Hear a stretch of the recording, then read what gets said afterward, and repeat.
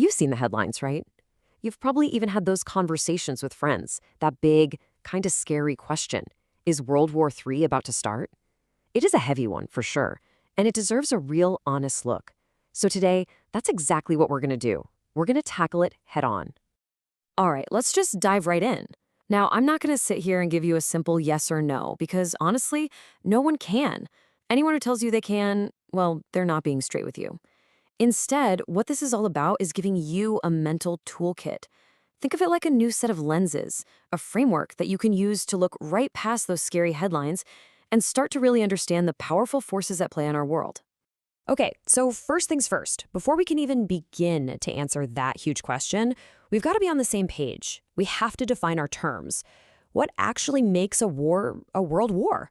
It's a lot more specific than just a big, messy conflict.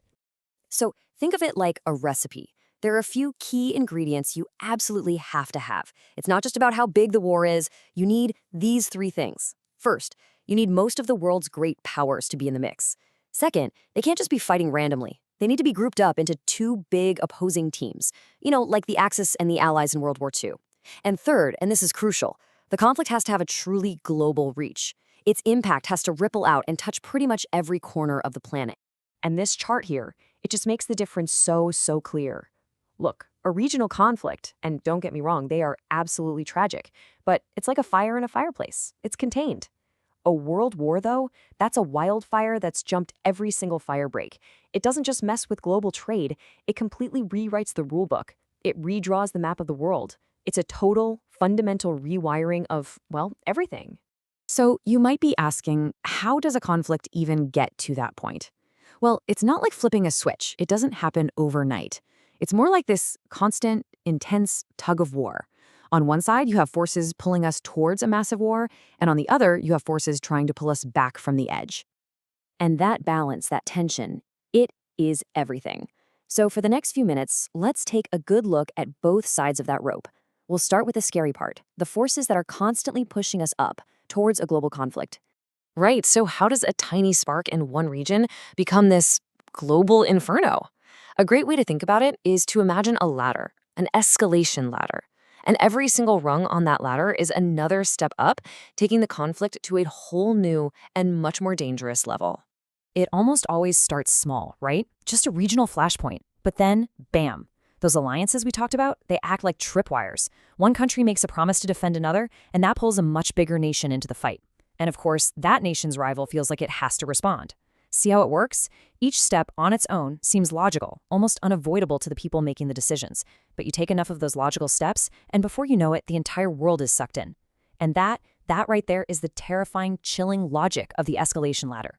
And, there are certain things that just act like gasoline poured on that fire. Think about it. Complex, entangling alliances that create these automatic I've got your back obligations. Or what about new military tech, like hypersonic missiles? They move so fast, they shrink the time leaders have to make a decision from hours to minutes.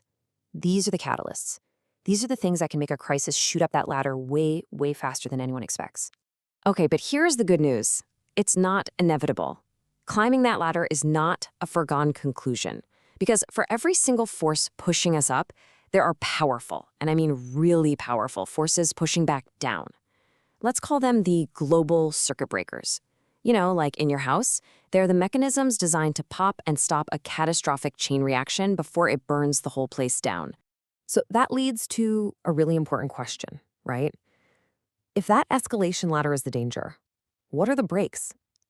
What are these circuit breakers that are supposed to stop a conflict from just spiraling completely out of control? And thankfully, we've got some powerful ones.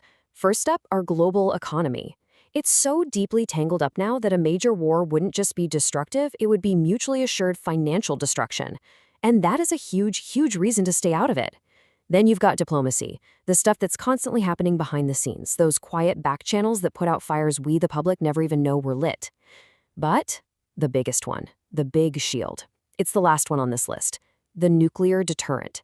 It's the simple, absolutely horrifying reality that a full-blown war between major powers could literally end civilization as we know it. And that fact, it forces a level of caution that nothing else in human history ever has. Okay, so let's bring all of this together now. We've got a solid definition of what a world war actually is, we have a map of that scary escalation ladder, and we also understand the circuit breakers that are in place to try and stop us from climbing it. So, what now? What do we do with all this? Look, the goal here was never to predict the future. Like I said at the start, nobody can do that. The real goal is to give you a better way to make sense of the present. It's about giving you those lenses I mentioned so you can look at any crisis happening anywhere in the world and see those invisible forces we've been talking about. You can see that tug of war happening in real time, the push towards escalation, and the pull of the circuit breakers trying to hold everything together. So here's the challenge. The next time you see one of those headlines that makes your stomach drop, don't just feel that shot of anxiety. Pause and ask the right questions. Ask yourself, okay, is this just a regional flashpoint or are actual alliance tripwires being hit? What catalysts are in play here that could speed things up? And maybe the most important question of all, are the circuit breakers holding? Because when you start asking those questions, something really cool happens. You stop being just a passive consumer of scary news, and you become an active, thoughtful analyst of this incredibly complex world we all share.